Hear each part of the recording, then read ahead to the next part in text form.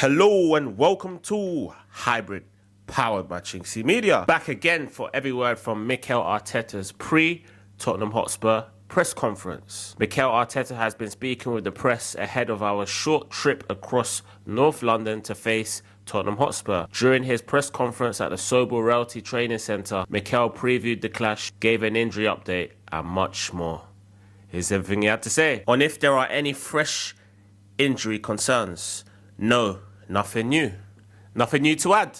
Very blunt. On the availability of Kai Havertz and Martin Odegaard, we have to wait until tomorrow, but there is a big possibility that they are available for the game. That old chestnut wait until tomorrow, which will be too late to find out. On Bukayo Saka's new contract, I think they are all very important. We are very happy that the players are feeling in such a strong way about the club and what we are doing and the way they feel treated, and the fact that they can continue to improve and win what we want to win together. Bukayo's news, everybody is great.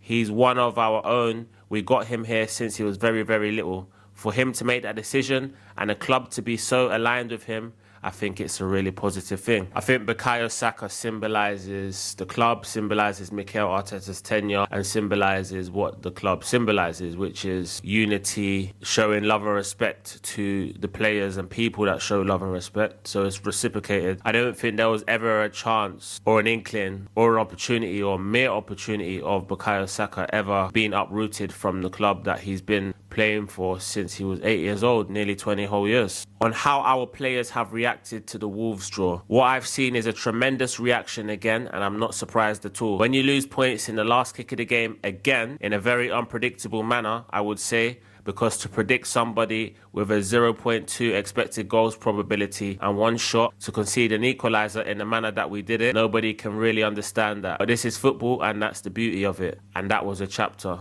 We have a long season. Chapter 27 says, okay, we draw against Wolves in this manner. What I'm very interested in is the next one. It's what we are made of. Okay, what do we do about this and how we write our own destiny from here and going forward? And that's it. You have to react to that because life moves on. The result has to stay, unfortunate as it was. There is nothing that we can do. What we can do is a lot. It's what is going to happen next. Okay, this is a whole 2 paragraphs. You could argue it's waffling, you could argue saying less is more, but obviously he's right in the sense that it's football. You know, these things do happen from time to time. Even the best sides drop points, even the best sides drop points from winning positions. However, it's unfortunate that it came up against a Wolves side who have been rooted to the bottom of the league virtually all season and are, as things stand, the worst team in Premier League history with under 11 points. Obviously, Wolves have shown some fighting spirit to try and avoid that unwanted record, but that's no excuse for relinquishing a 2-0 lead. Onwards and upwards, I guess. On a message to our supporters, the immediate reaction is tough. You put so much in,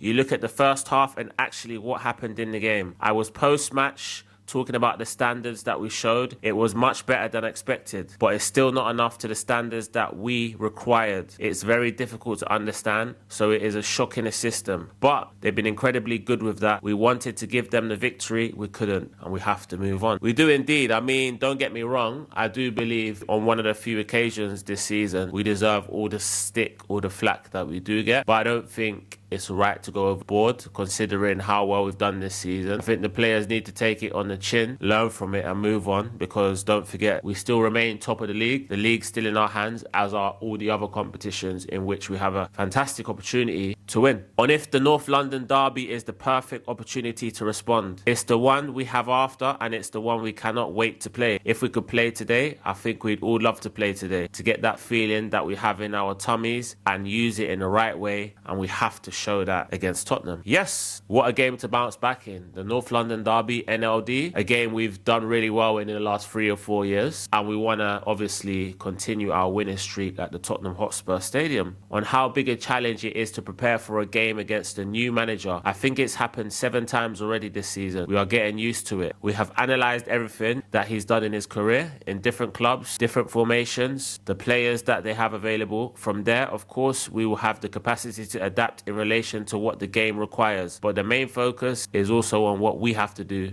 to win. Well, guess what, Mikel? I'm analysing you right now. Wow, 7 times we've come up against a side that have a new manager in time to play us is remarkable. Well, he clearly knows that it's 7. I don't think he thinks it's 7. He obviously has got the precise number. But yeah, let's hope it's another positive result against the new manager. On Vinicius Junior, and if we've spoken to our players about what should happen in an incident like that. That's why we have meetings with the Premier League or UEFA before the season starts to make sure that everybody is very aware of the protocols and what we expect from each other. Obviously, there is no room for racism in this sport. I think we need to stick to that. And then the manner of acting, I think you have to go case by case to understand what's the best option. Definitely case by case. Obviously, in an incident like the Vinicius Junior incident against Benfica with Prestiani, obviously it's not great. There's a grey area in the sense that if Vinicius Junior was to hit him after Prestiani allegedly said what he did, then he could potentially be given a red card. And that gives Benfica an unfair advantage. Someone has provoked a situation to provoke and invoke a reaction that gives his team an advantage. So I think there's a loophole that needs to be looked at in the sense that because Prestiani put his shirt over his mouth and allegedly said what he said, which was racist. So how do you prove it is the question. So I think there needs to be some kind of... I think personally, if someone puts their hand over their mouth or their shirt over their face and then someone alleges that they've said something, I think there's got to be something done about it. It's a tricky one because you don't want people to be accusing people falsely and things like that. So it opens up a can of worms. But I do think just the fact that you've hidden your mouth and then the allegations that have been alleged against you are so severe, you can't then play the next game. Not for me, not, especially if it's against the same opponent. On the amount of goals we've conceded late on in matches, I think every game has had different situations. We had one against Palace in the Carabao Cup as well. So yes, there are different situations to analyse. Certainly, it is not the intention to defend any result. That's not the mindset of the players. You have to give credit to your position, and sometimes because you are not doing exactly what the game demands in certain aspects with the ball, which is more what happened on that one, by soaking up pressure without conceding a single shot as well, which is the reality of what happened. The Villa one was, in my opinion, very different. The last 7 or 8 minutes of the game. Yeah, you could also say the Liverpool one was quite late as well, but you could also spin it and say we always tend to score straight after half time between 50th and let's say the 70th minute, usually around the 60th hour mark, which reflects well on the manager and the game plan and his kind of tweaks at half time. However, I do think we have conceded far too many goals, let's say after the 80th minute, and we need to kind of look at that, considering we've dropped points against Sunderland, Aston Villa and Wolves in such manner. But you can spin it and say we don't drop points often, so it's probably clutching at straws to try and find a common denominator, really. On why Norgaard hasn't come in more to replace Zubimendi. We played with Christian, Declan Rice has played there as well. We have changed a lot of players in the team, so it's dependent on the kind of game that we expect, who we believe is in the best condition physically, mentally, technically and tactically to deliver what we require. Okay, so that's a kind of way of saying that Zubimendi is better than Norgaard, because that's the honest answer really, but he can't say that and then look Norgaard in the eye during training during the week, because obviously he sees Norgaard more than he sees us or more than he sees the press. You want to kind of keep on Norgaard's better side to maintain the respect level between you, even though I think everyone knows the reason why Norgaard hasn't come in much is because there's a chasm in quality between Norgaard and Rice or Norgaard and Zubimendi. And if people are losing perspective on where we are this season, no, because I think everybody has their own opinion and their perspective is the right one. I think we all have an individual book. I don't know what your book would say, what you predicted 3 months ago, 5, 7, 8. It would be very interesting to go through yours and understand how you predict it or how you see the season going. We have ourselves a very clear instruction. We have to live in the present. What we did in the past is great, but we have to live in the present, and the present is beautiful. We are exactly where we want to be in every competition, and what is there to play? Well, we need to earn it like we've done in the last 7 or 8 months. Yeah, I mean, obviously it's getting at the fact that a lot of people had Liverpool down as favourites at the start of the season. Not me. I always believed that last season we would have been closer, at least at the bare minimum, had we not had an injury crisis. However, this summer we sorted that issue out. We spent really well, amassed a really strong squad, and we was ready to go to war with what I thought would be Liverpool, but Man City. So now we are top of the league. We have been for the vast majority of the season, like we've been in previous seasons. However, I think due to a number of factors are in our favour, favourable running, the fact that we have a number of winnable games for me, and also the fact that we're already top. If we win our remaining games, we will be champions. We could potentially drop points in one game and still be champions. But obviously, all encompassing, I do think we're the strongest team, best side, and more than well equipped to win at least one, if not multiple trophies this season. On how important it is to keep calm now. Keep calm, keep our eyes open, ears open, and understand what the players need to give their best. That's it. One of the things we have to tweak every game is to keep doing what we are doing, which is winning a lot of games and being in a position that we want to be. And the position that we want to be is top of the Premier League, to win the final against Manchester City in the Carabao Cup, to go all the way in the Champions League, at least get to the final, which is one step further than we did last season in unfortunate circumstances where we went out to PSG. In the tie, I still maintain we were the better side in overall. And obviously the FA Cup, to make it a 15th FA Cup win and Arteta's second in his tenure. On if this is the biggest North London derby for a long time, I don't know. For us, it's the most important one because it's the one we have next. It's the one that is going to give us the chance to be closer to achieving what we want, which is the Premier League title. And we know if we win all our games, there will be no doubts whatsoever. On if we can use the emotion of the derby in a positive way. That's what we are trying to do. That's the instant reaction. First of all, it's pain from conceding late in our last game. And then after that, what can we do about it?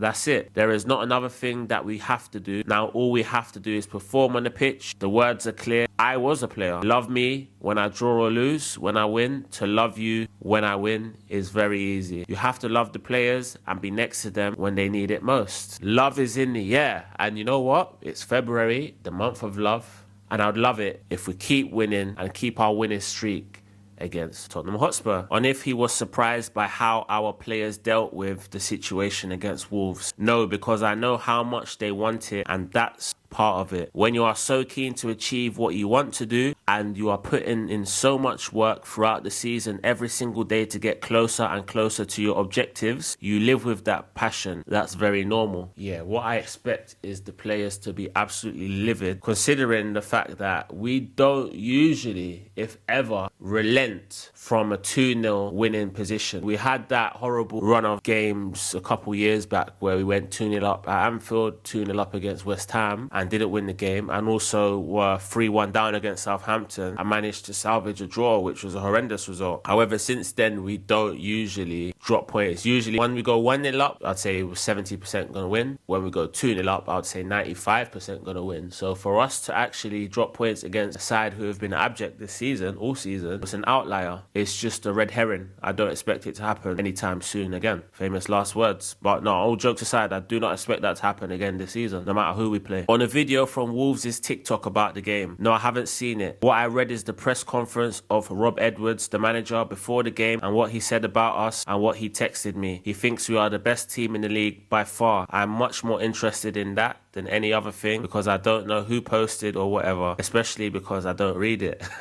Well, obviously players and managers and people within football like to give the impression that they don't read or see anything just to kind of deter anyone from writing nonsense. But let's have it right. At the training ground, players see everything, read everything on social media, Sky Sports, and the manager, Mikel Arteta, is no different. What he wants from us after we score the first goal, score the second and the third one, attack better, be more dominant in the high press, dominate all the rest of the plays, don't give unnecessary fouls so the goalkeeper can start putting balls in, and put 2 centre-backs up. Dominate all chaotic situations. They are what we want to do, and keep the ball under pressure. Okay, right, yeah. Nothing more to add to that. On dropping points from winning positions, if we address that, we are the best team in the world and unstoppable because we will be 32 points ahead of everybody else.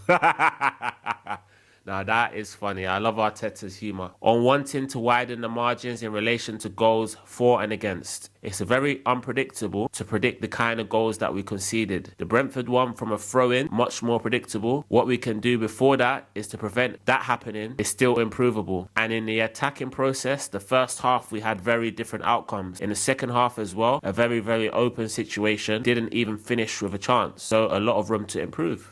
Yeah, obviously, I still maintain I believe we're the best team in Europe. However, Bayern Munich are arguably also the best team, if not, put it this way, Arsenal and Bayern Munich are the best teams in Europe. You got Barcelona milling around as well with PSG, Man City. and Real Madrid in and around that kind of higher echelon of teams. However, every team has their kind of areas that they can improve, and ours is clearly the attacking areas for me. I think on the whole, defensively, our structure is really good. We're a hard team to beat. We generally score, and we're good from set pieces. And I think we're fantastic technically, athletic-wise, and we're very powerful. So all in all, we're a very well-rounded side, which is why we rarely lose. We've only lost 3 games all season. So picking holes in Arsenal, let's say, trying to find weaknesses, I think it's probably clutching at straws, because invariably we win week in, week out with a couple red herrings scattered around, which is normal in football. Even Bayern Munich have lost games. On if he'd like to use Saka and Havertz in a new combination when available, we can. It depends as well on the availability of the players in terms of the load that he can absorb. Bukayo was okay to start the game, but we knew that he could not finish the game. So we had to get him out because he was going to start to cramp or take a risk with the previous injury that he had, and we didn't want to do that. So depending on the state of the player, how much we can use him. Yeah, I mean, Kai Havertz and Saka are 2 players that for me will be in Arsenal's starting 11 come the end of the season when the crunch fixtures come. For instance, let's say we played Man City in the Champions League semi-final or Man City in the FA Cup final. I think both players are in our starting 11. With Havertz, it's a question of where. With Saka, we know it will be on the right. Havertz can play in the midfield, or he could play as the number 9. I guess where Kai Havertz plays will be determined by the form of Martin Odegaard and Victor Jokeres.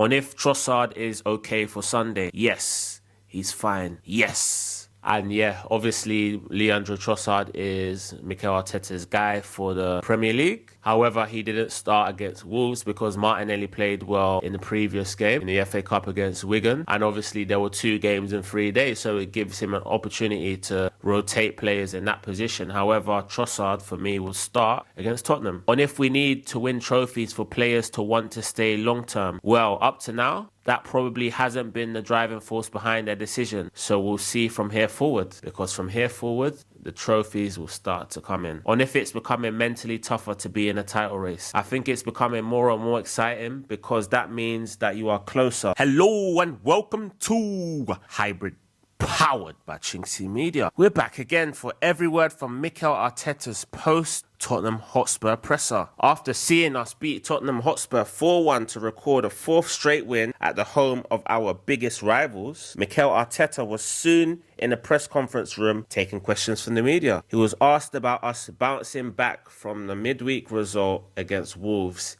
in style, Eberechi Eze making an impact in the derby again, what we'll do with a week between games, and much more. Here's everything he had to say. On the response, I cannot be prouder and happier for what I've seen out there, but especially the way we lived the last 72 hours, because I think this game in particular needed some context. And after what happened against Wolves and the manner in which we lost 2 points with the last kick of the game, it was tough. But that's the beauty of this game. There is no explanation watching the game for how the hell you draw that game from any angle. You watch it back and say it's impossible, and you have to watch it again and say it's not going to happen, but it happened. And then you have to lift yourself up because you're feeling angry, upset, ashamed at some point. We are all different nationalities. We all have different feelings.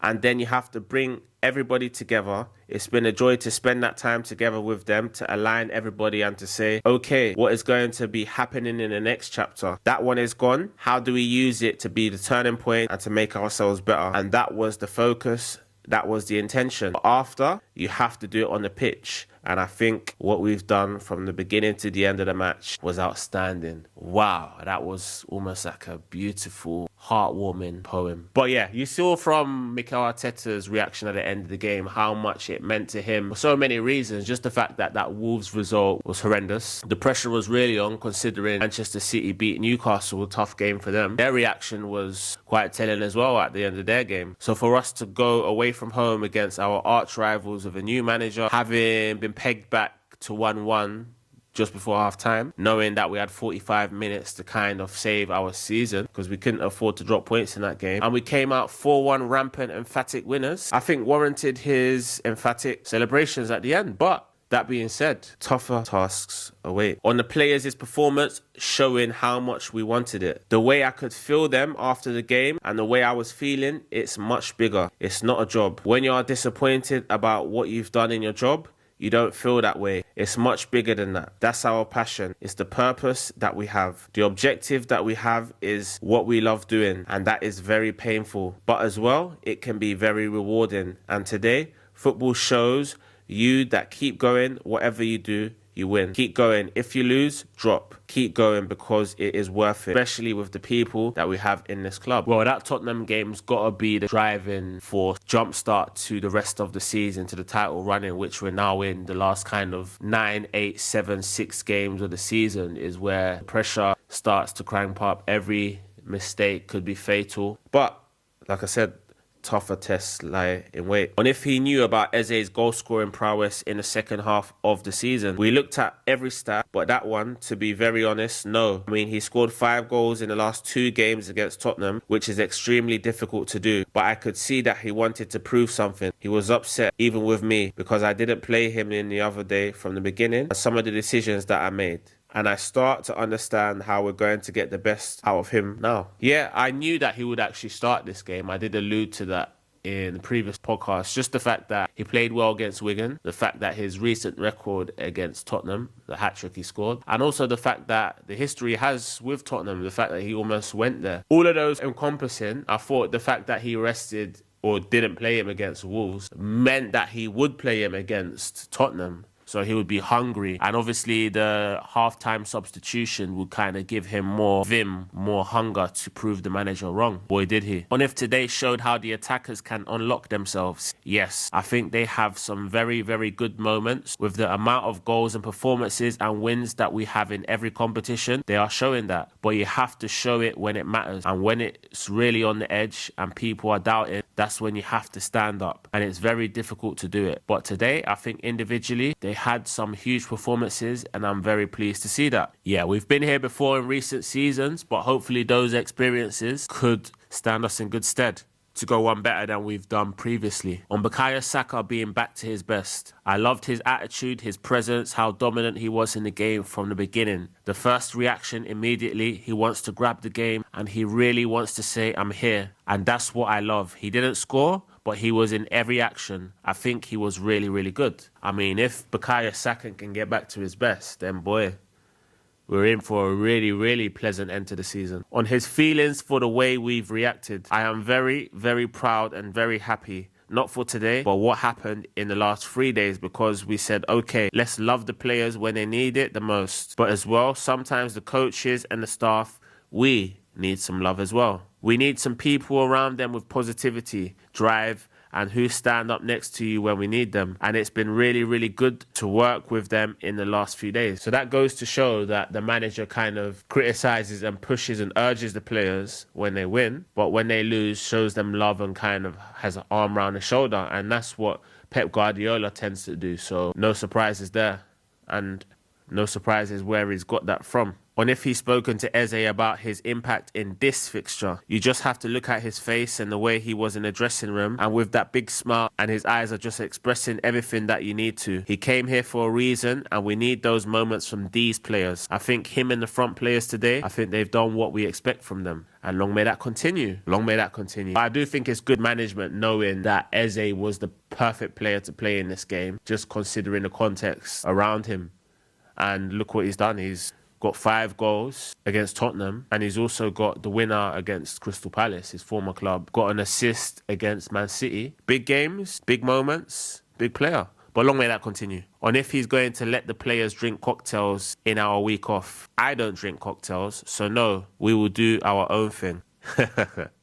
So he swerved that question on how important it is to get the win ahead of a midweek without a game. Really, really important, because obviously the amount of games that we are playing, every competition is just incredible. And today gives you a chance to actually take a little breath, analyze what we're doing, and go again to the international break. That's when we're going to have a lot of games again. Indeed. I mean, it was a week off, a little breather for everyone, but the calm before the storm resumes. On if this has felt like a turning point of a performance. It feels like we've shown what we are made of, but then you have to show it again and again and again. Because if you have just to analyze how you feel after every game, I mean, it's a massive roller coaster and it's not sustainable. So we've done great today. I think we're all very proud of the manner in which we won the game, not only the way that we performed, and we know what it means to us. We go again. Yeah, Chelsea. So obviously our standards can't drop because we know if it does, Chelsea will punish us. On the technical issues during the game, every time we are late out of the dressing room,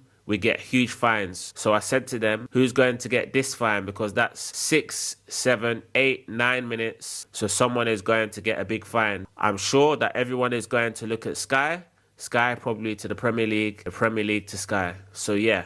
We've got one in the bag now. Yeah, just like that old Spider-Man meme. Everyone's pointing at each other. But yeah, onwards and upwards. We have to beat Chelsea on Sunday. And I'm sure we will.